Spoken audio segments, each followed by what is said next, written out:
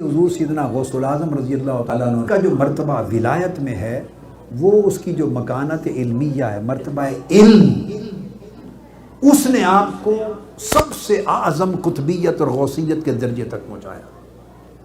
اب آپ کے اپنے کلام پر غور کریں، آپ نے فرمایا درست العلم حتی صرت قطبا ونلت السعد من مولا الموالی۔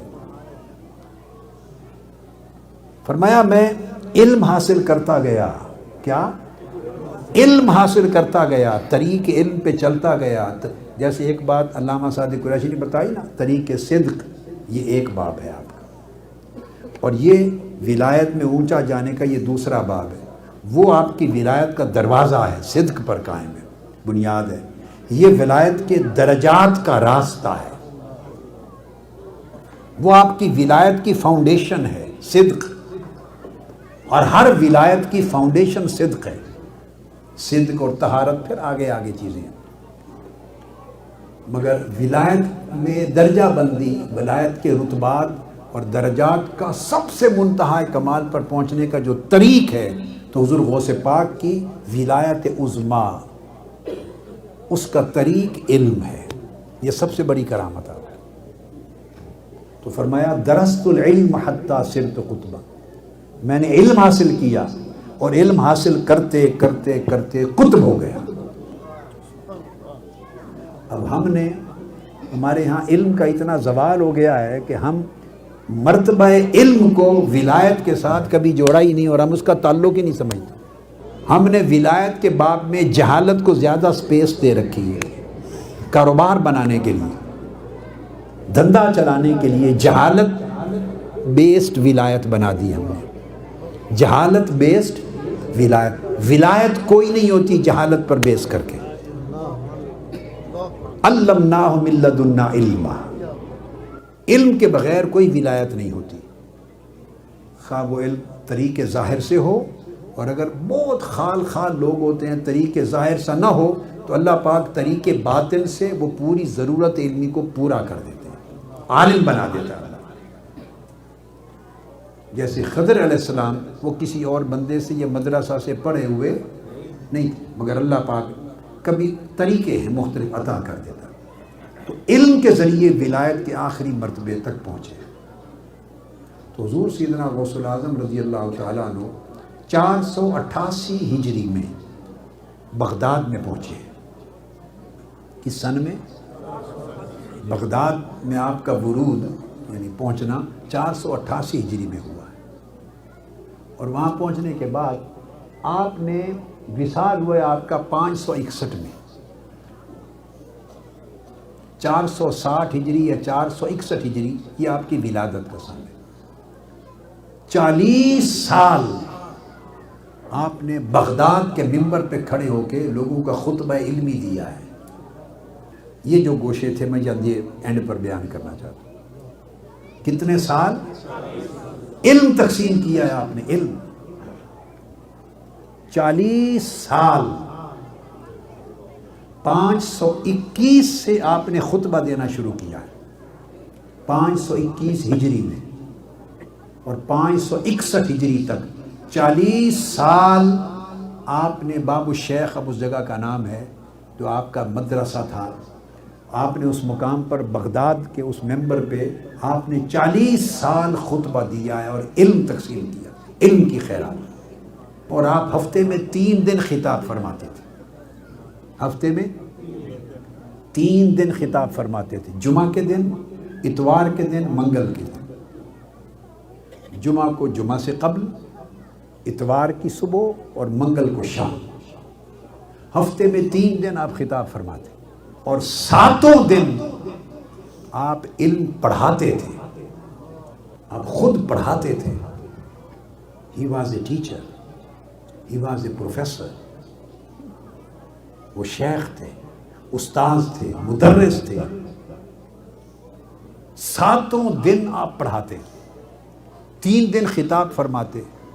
خطاب کی مجلس میں 70,000 سے لے کر 1,00,000 تک افراد شریک ہوتے۔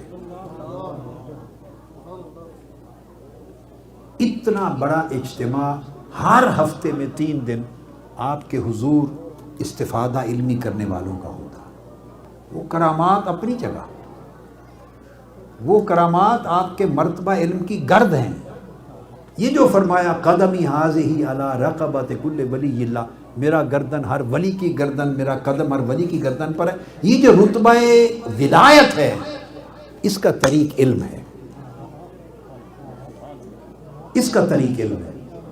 اس وجہ سے آپ کو محی الدین کہتے ہیں. کرامتوں سے دین کو زندہ نہیں کیا آپ نے، علم سے دین کو زندہ کیا ہے. دین کو زندہ کیا، آپ کا لقب محی الدین بنا. 40 سال آپ نے خطبہ دیا ہے، خطاب فرمایا ہے علم کا، اور 33 سال، اس 40 سال کے عرصے میں 33 برس آپ نے اپنے مدرسہ میں، اس کو یونیورسٹی کہہ لیں، جامعہ کہہ لیں، اپنی جامعہ میں جو آپ کو اپنے شیخ سے منتقل ہو کے ملی تھی، 33 سال آپ نے ہر روز ہفتے کے 7 دن بیٹھ کے پڑھایا ہے، خود تدریس کی ہے. کبھی حضور سیدنا غوث العظم رضی اللہ تعالیٰ عنہ کی شان کا یہ گوشہ ذہن میں آیا ہے؟ بولیے. 33 برس 528 ہجری سے لے کر 561 ہجری تک 33 سال آپ نے تدریس کی ہے، پڑھایا ہے، اور 40 سال کا پورا عرصہ آپ نے خطاب فرمایا. خطاب فرمائے شروع کیے، آپ کو سمجھیں 8 سال 7 سال ہو گئے تھے جب آپ نے پھر یہ 12 سال بعد آپ نے تدریس شروع کی. 28 برس آپ نے تدریس کی ہے، اور ہر روز علم کے 13 سبجیکٹ آپ پڑھاتے تھے، 13 سائنسز پڑھاتے تھے. سب سے پہلے صبح قرآن مجید کی تفسیر پڑھاتے تھے، اس کے بعد حدیث پاک پڑھاتے تھے، پھر فقہ پڑھاتے تھے، پھر عقیدہ پڑھاتے تھے، اور پھر تصوف اور معرفت، اور اعلیٰ حاصل قیاس، ادب اور نحو اور لغت اور بلاغت تک پڑھاتے تھے. 13 علوم سیدنا غوث العظم رضی اللہ تعالیٰ عنہ ہر روز طلباء کو جو استفادہ کرنے آتے ان سے پڑھتے تھے، پڑھاتے تھے. اور بڑے بڑے اکابر، اور آپ کی 70,000 سے 1,00,000 سامعین کی جو مجلس ہوتی عمومی، اس مجلس میں 400 کے قریب علماء یا کاتب بیٹھ کے آپ کے خطاب میں سے علم کو لکھتے تھے. 400 کتاب کاتب لکھتے تھے. اتنا ذخیرہ ہوتا تھا علم کا. اور جو براہ راست پڑھاتے، بڑے بڑے اکابر علماء محدثین اور فقہا آپ کے زمانے کے آپ سے پڑھتے. امام ابن قدامہ المقدسی آپ فتویٰ دیتے. حافظ ابن حجر عسقلانی نے لکھا ہے، امام ابن حجر عسقلانی نے، کہ آپ مذہب شافعی اور مذہب حنبلی دونوں مذہبوں پر فتویٰ دیتے، اور عراق اور ارد گرد کے ملکوں سے فتویٰ آتا، اور آپ نے لکھا ہے کہ کبھی فتویٰ کا استفتاء ایک دن بھی آپ کے ٹیبل پر یا آپ کی مجلس میں نہیں رہتا تھا. پڑھ کے آپ کو پیش کیا جاتا، اسی وقت اس کے پیچھے فتویٰ لکھا کے روانہ کر دیتے. تأمل اور تفکر بھی نہیں کرتے تھے. علم اتنا مستحضر رہتا تھا، اتنا حاضر رہتا تھا. علم پر اتنا تمکن تھا، علم پر اتنی مضبوطی تھی، دسترسی، گہرائی تھی، گہرائی تھی کہ ایک دن بھی وقفہ نہیں فرماتے تھے. ایک مرتبہ 100 فقہا، کیا 100 فقہا چوٹی کے، ان کی سمجھ میں نہیں آتا تھا کہ یہ اتنا علم ان کو آتا کہاں سے ہے. کتابیں ہم بھی پڑھتے ہیں، مدارس میں ہم بھی جاتے ہیں، مطالعہ ہم بھی کرتے ہیں، یہ علم کہاں سے ان کا ورود ہوتا ہے، ان کے علم کا اور ان کے نزول ہوتا ہے. 100 فقہا کی جماعت آپ کا امتحان لینے گئی.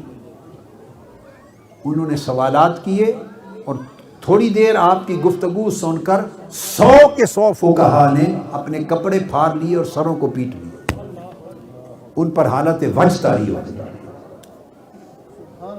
کہ ان کے علم کے جو وسائل اور ذرائع ہیں اور جو مصادر ہیں وہ ہمارے فہم سے بھی بالا ہے.